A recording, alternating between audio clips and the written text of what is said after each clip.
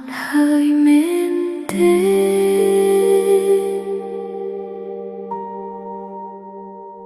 ដកឃ្លាបន្តិចសម្រាប់បន្តិចបានទេ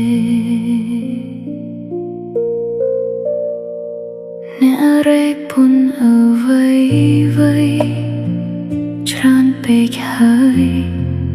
អ្នកព្យាយាមធ្វើអ្វីឲ្យល្អគ្រប់យ៉ាង